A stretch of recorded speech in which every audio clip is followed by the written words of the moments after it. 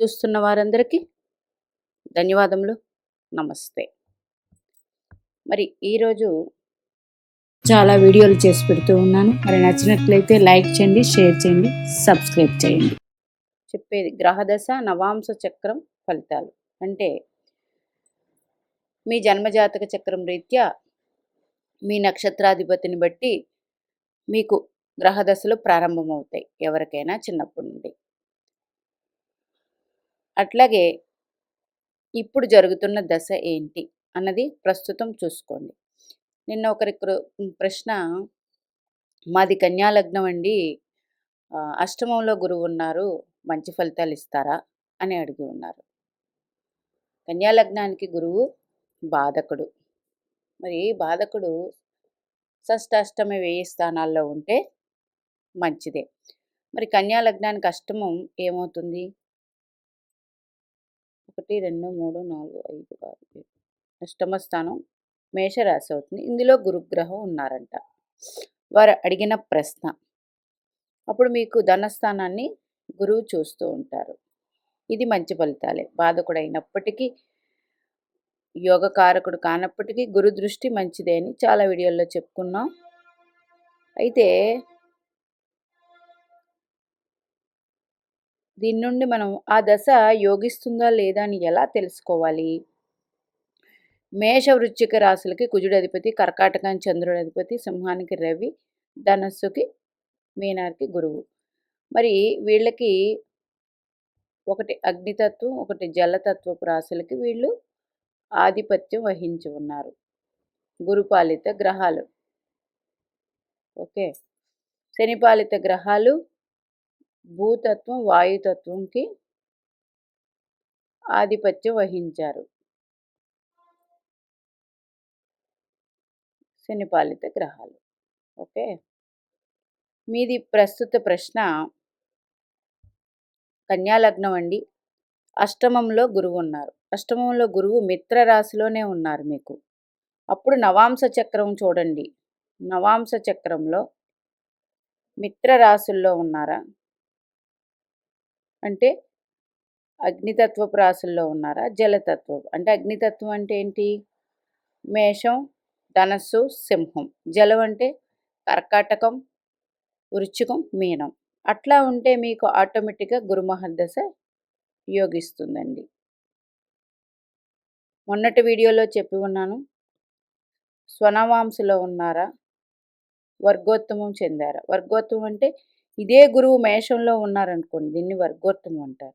అంటే గురువుకి బలం ఉన్నట్లే. అప్పుడు గురు మహర్దశ బాధకుడైనప్పటికీ అంత ఇబ్బంది అనేది ఉండదు. ఒకటి, ఎవరికైనా సుఖదుఖాలు కలిసే ఉంటాయండి, ఒక సుఖమే ఉండదు. అది మీకు లగ్న పంచమ భాగ్యాధిపతి దశ అయినా ఆ టైంలో ఏళ్ళనాటి శని కానీ ఏదైనా దశలో వస్తే చిన్నపాటి ఒక 20% ఇబ్బందులైనా ఉండి తీరుతాయి. ఉండకుండా ఉండడం అనేది జరగదు. అందులో అంతర్దశల రీత్యా అంటే ఇప్పుడు మీకు లక్ష్మీపతుల దశలు జరుగుతున్నాయి, అందులో అంతర్దశలు వస్తాయి. ఆ అంతర్దశానాదులు యోగించకపోతే మరి అప్పుడు మీకు ఇబ్బంది ఉంటుంది కదా. అట్లాగా తీసుకోండి. దశ అంటే మనకి మొత్తం దశ ఒకేలాగా నడుస్తుందని మాత్రం ఎవరూ కాలిక్యులేట్ చేసుకోవద్దు. ఎగుడు దిగుడుల జీవితం 100% ఉంటుంది. ఇలా తీసుకోండి. అదే మీ గురుడు రాశి చక్రంలో మేషంలో ఉన్నారండి, రాశి చక్రంలో మేషంలో ఉన్నారు, నవాంశలో గురుడు మిథునంలో ఉన్నారు అంటే అగ్నితత్వానికి వాయుతత్వానికి పడుతుంది కాబట్టి ఒక 50% ఇబ్బందులున్నా పర్వాలేదు. ఇక్కడ లగ్నాధిపతి యొక్క రాశిలో ఉన్నట్టు లెక్క, అలా తీసుకోండి. అదే ఇక్కడ గురుడు ఇక్కడ ఉండి మరి జలతత్వంలో ఉన్నారండి అంటే అగ్నికి జలంకి పడదు కదా అని క్వశ్చన్ రావచ్చు. కర్కాటకంలో వచ్చి పొందారు, పడనప్పటికీ అగ్ని జల రాశులకి వీళ్ళు గురుపాలిత గ్రహాలు ఆధిపత్యం వచ్చారు కాబట్టి మంచి ఫలితాలే ఉంటాయి. మరి భూతత్వంలో ఉన్నారండి గురుడు, అగ్నికి భూమికి కాంబినేషన్ ఉంటుందా? ఉండదు. అప్పుడు కొన్ని రకాల ఇబ్బందులు ఉంటాయి. ఇలా తీసుకోండి. ఒక వ్యక్తి కుంభలగ్న జాతకులు శని భగవానుడు వ్యయ స్థితి పొందున్నారు, మంచిదే. ఓకే. శ్రవణ నక్షత్రంలో ఉన్నారు. ఇది షష్టాధిపతి నక్షత్రం. ఇది మంచిదే, తీసుకుందాం. శని భగవానుడు చంద్ర నక్షత్రాల్లో ఉంటే మంచి ఫేమ్నిస్తారు. మరి ఉన్నారు. నవాంశలో ఈయనకి మేషంలో ఉన్నారు. అంటే లగ్నాధిపతి దశ వచ్చింది, మకర రాశిలో ఉన్నారు, మంచిదే. నవాంశలో మేషంలో ఉన్నారు. మేషం అంటే నీచ స్థానం ఉన్నారు. బలముందా? అప్పుడు మీకు 50% బలమే. ఈ జన్మలగ్నానికి లగ్నాధిపతి దశ అయినప్పటికీ 50% బలమే ఉంది. ఆ 50% బలం లేనందువల్ల చాలా రకాల ఇబ్బందులు అనేది ఆ దశలో ఇస్తారు కానీ మనిషి పతనమైతే మాత్రం ఉండదు. అట్లా తీసుకోండి. మరి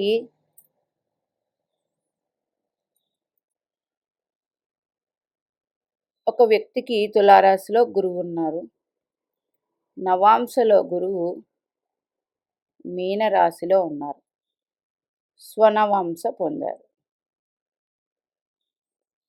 ఈయన లగ్నాధిపతి. అంటే గురువు మీనరాశిలో ఉన్నారు. ఇది వాయుతత్వం, ఇది జలతత్వం. వాయుతత్వం జలతత్వం అవ్వడం వల్ల నవాంశలో బలం కలిగి ఉన్నారు ఆయన. కానీ పూర్తి ఫలితాలు ఒక 80% ఫలితాలు మంచిగా ఉంటాయి. 20% వాళ్ళ జీవితంలో ఇబ్బందులు అని ఉండే తీరుతాయి.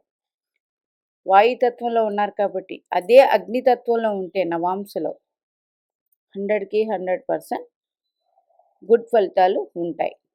అలా తీసుకోండి. అందుచేత ఇది చూసుకునే విధానం. అలాగే శనిపాలిత గ్రహాలకు కూడా ఇందాక చెప్పాను కదా, మకర రాశిలో శని ఉన్నారు, మేషంలో నవాంశలో శని ఉన్నారు. ఎంత ఫలితాలు ఉంటాయనేది, ఎందుకు దశ మనకి ఇబ్బందులను పెడుతుంది అన్నప్పటికీ అదే కారణం. ఒక వీడియోలో చేసి పెట్టి ఉన్నాను. స్వనవాంశ పొందారా, వర్గోత్తమం పొందారా? వర్గోత్తమం పొందితే కూడా అది గురుపాలిత గ్రహమైన శనిపాలిత రాశిలో ఉండి వర్గోత్తమం చెందితే మంచి ఫలితాలు 100% ఇచ్చేస్తాయి. అలా తీసుకోండి. ఇంకా నెక్స్ట్ చూసుకోవాల్సింది, ఒక దశ జరుగుతుంది. ఆ దశాధిపతి ఆ గ్రహం ఎవరైతే ఉన్నారో రాశి చక్రంలో ఏ రాశిలో ఉన్నాడు, నవాంశలో ఏ రాశిలో ఉన్నాడు, దాన్ని బట్టి ముఖ్యంగా చూసుకోవాలి. తర్వాత రాశి చక్రంలో ఎన్ని డిగ్రీలు పొంది ఉన్నారు. బేసి రాశులకైతే ఒక రకమైన డిగ్రీలు ఆరోహణ అవరోహణ, సమరాశులకైతే ఒక రకమైన డిగ్రీలు ఆరోహణ అవరోహణ. దీన్ని ఫలితాలు చూసుకోవాలి. అప్పుడు దశాధిపతి ఎంత బలంగా ఉన్నాడని తెలుస్తుంది. డిగ్రీల కోసం నేను నా ఛానల్లో వీడియోలు ఉంటాయి, అవి చూస్తే తెలుస్తుంది. మరొకసారి డిగ్రీలు అంటే బేసి రాశుల్లో మీకు ఒక గ్రహం ఉంది. 0 to 6 డిగ్రీలు బాల, 6 to 12 డిగ్రీల వరకు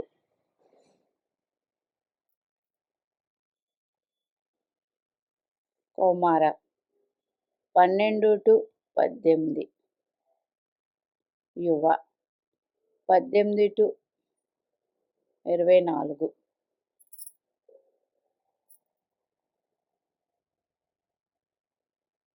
వృద్ధ, 24 to 18 డిగ్రీలు మృతావస్థ. ఇట్లాగా డిగ్రీలు. ఒక వ్యక్తి ఎవరైనా సరే మనకి డిగ్రీల పరంగా చూస్తే కౌమార, యువ దాంట్లో 100% మంచి ఫలితాలు ఉంటాయండి. ఎందుకు అంటే బేసి రాశుల్లో గ్రహాలు ఉండి మీకు ఈ దశ వచ్చి ఇక్కడ ఈ నవాంశ కూడా యాడ్ చేసుకుని చూసుకుంటే మీకు 100% ఈజీ ఫలితాలు అనేది వచ్చేస్తుంది. ఇదే సమరాశులకి ఇటు నుంచి ఇటు వేసుకుని రండి. ఇది వీడియో చేసి పెట్టి ఉన్నాను. మీనాక్షి యూట్యూబ్ ఛానల్లోకి వెళ్తే కనిపిస్తుంది, అది చూడండి. ఇట్లాగా ఉంటుంది. ఇన్ని ఉన్నాయండి మాకైనా బాగాలేదు. అప్పుడు మీకు జన్మల ఆ దశానాథుడి మీద ఏదైనా పాపగ్రహ దృష్టి ఉందా అన్నది చూసుకోండి. మాకు లేదండి. ఓకే. ఏ దశ జరుగుతుందో ఆ దశాధిపతి ఎక్కడ ఉన్నారో రాశి చక్రంలో, దశాధిపతి భావాలు లగ్నం నుంచి లగ్నాధిపతి దశ, పంచమాధిపతి దశ, భాగ్యాధిపతి దశ తీసుకుంటాం. కానీ ఇంక వేరే ఏ భావాలు చతుర్థాధిపత, సప్తమ, దశమ అలా ఏ భావాధిపతి దశ నడుస్తుంది అనేది క్యాలిక్యులేట్ ఒకటి. రెండవది ఆ దశాధిపతి ఏ భావంలో ఉంటారో అక్కడ భావం తీసుకోండి. స్థితి పొందిన భావం. ఆ భావ కారకుడు చాలా ముఖ్యం. భావకారకుడు కూడా ఈ గ్రహానికి బలం అందిస్తారు. లగ్నాధిపతి వచ్చి అష్టమంలో కూర్చుంటే ఆ భావకారకుడు ఎవరండి? శని భగవానుడు. ఓకే. అష్టమంలో ఉంటే శని భగవానుడు భావకారకుడు. ఈ కారకుడు జాతక చక్రానికి శుభుడైనప్పుడు డబల్ పవర్ ఉంటుంది ఆ గ్రహానికి. పాపి అయితే కొంచెం ఇబ్బందులు ఉంటాయి. మరి అదే లగ్నాధిపతి వచ్చి చతుర్థంలో ఉన్నారనుకోండి, ఎవరికైనా చతుర్థ భావకారకుడు చంద్రుడే. మీ చంద్రుడి మీద శుభగ్రహ దృష్టి, శుభగ్రహ వీక్షణ, చంద్రుడు శుభగ్రహ రాశుల్లో ఉంటే ఆ ఆ దశ 100% బాగుంటుంది. లగ్నాధిపతి వచ్చి 2, 5, 9, 11 భావాల్లో ఉన్నారనుకోండి, గురుడు కారకుడు. ఆ జాతకానికి గురుడు ఎట్లా ఉన్నారనేది తీసుకోవాలి. అది ఆ జాతకానికి గురుడు శుభుడా అశుభుడా దాన్ని బట్టి ఫలితాలు ఉంటాయి. ఇప్పుడు రాశి చక్రంలో ఒక వ్యక్తికి తులాలగ్న జాతకుడు గురుడు మకర రాశిలో ఉన్నారు. ఓకే. ప్రస్తుతం రాహు దశ. రాహు ధనుస్సులో ఉన్నారు. అంటే రాహు నుంచి రెండో అధిపతి గురుడు రెండో ఇంట్లో ఉన్నారు. తన కారక ప్లేస్లో ఉన్నారు. అంటే మంచి ఫలితాలు ఉంటాయి. ఏది? రాహు మహర్దశ. రాహు మహర్దశ మంచి ఫలితాలు ఉంటాయి. రాహు నుంచి తన రాశ్యాధిపతి 2లో ఉన్నారు. మంచి ఫలితాలు ఉంటాయి. గురు మహర్దశ వచ్చేటప్పటికి ఎవరికైనా యోగం లేని గ్రహాలు, అంటే ఇదే తులాలగ్నానికి గురుడు యోగకారకుడు కాదు, మకర రాశిలో ఉన్నారు, నీచపడినట్టే. యోగం లేదు, నీచపడినట్టే. అప్పుడు మంచి ఫలితాలు ఉంటాయా అండి? మంచి ఫలితాలు ఉంటాయి అంటే ఆ గురుడు చతుర్థంలో ఉన్నారు కాబట్టి కొన్ని రకాల ఇబ్బందులు ఉంటాయి. ఎందుకంటే పాపాధిపత్యాలు వచ్చిన గ్రహాలు కోణాల్లో ఉంటే యోగాన్ని ఇస్తాయి. కేంద్రాల్లో ఉంటే కొంచెం ఇబ్బంది ఉంటుంది. మళ్ళీ మీరు ఈ దశ నవాంశకి వెళ్తే నవాంశలో ఎక్కడున్నారు? గురుడికి ఎక్కడ నీచిపడినప్పుడు గురుడు నవాంశలో ఏ కర్కాటకంలోనో, వృశ్చికంలోనో, మీనంలోనో ఉన్నారనుకోండి, ఆ దశానాథుడికి బలం ఉన్నట్లే. అంత ఇబ్బందులైతే ఉండవు. ఇలాగా తీసుకోండి. గ్రహదశ నవాంశ చక్ర ఫలితాలు. దీన్ని బట్టే ఫలితాలన్నవి దశ ఎంతవరకు మనకి శుభాధిపత్యం వచ్చిన దశ అయినప్పటికీ నవాంశ చక్రంలో బలం కలిగి ఉంటే 100% శుభ ఫలితాలు. అదే డిగ్రీలు కూడా మంచి డిగ్రీలు యాడ్ అయితే ఇంకా 100%. ఒకవేళ అటు ఇటుగా రెండిట్లో ఉన్నాయన్నప్పుడు ఆ గ్రహదశ సాఫీగానే వెళ్ళిపోతుంది. ప్రాబ్లమ్స్ ఉండదు. ఆ గ్రహం ఇవ్వాల్సిన ఫలితాలు తక్కువ రేట్లో ఇస్తుందన్నమాట. అట్లా తీసుకోండి. అంటే మనం ఒక ఎగ్జామ్ రాస్తామండి. ఆ ఎగ్జాము ఆ క్వశ్చన్ సంబంధించి ప్రశ్న రాస్తే అందులో ఉండవలసిన ప్రశ్న ఎలా సమాధానం ఎలా రాసామనేది కాదండి. క్వెషన్‌కి సంబంధించినట్టు కరెక్ట్ ఆన్సర్ అందులో ఒక 10 పదాలుంటే అది ఎలా రాసాం కన్నా అందులో సబ్జెక్ట్ ఉందా లేదా చూసి మనకు మార్కులు వేస్తారు. ఇక్కడ కూడా అంతే. అందుచేత ఫలానా దశ మాకు ఇబ్బందులనిస్తుందా అండి అని ఒకవేళ ఇస్తూ ఉంటే భయపడకుండా జాతకం అనేది ఒక టార్చ్ లైట్ అండి. టార్చ్ లైట్ ఏం చేస్తుంది, మనం నడిచి వెళ్తుంటే అక్కడ గొయ్యి ఉందా ఏముంది మాత్రం చూపిస్తుంది. ఆ గొయ్యి దాటి వెళ్ళిపోమని చెప్తుంది. అట్లాగే అట్లా చూసుకుంటూ వెళ్ళాలి. దానికి పరిహారాలు అవి చేసుకుంటే ఆ గ్రహదశ అతి సులభంగా దాటివేయచ్చు.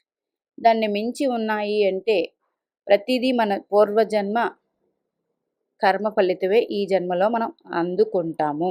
అది 100% నిజం. మరి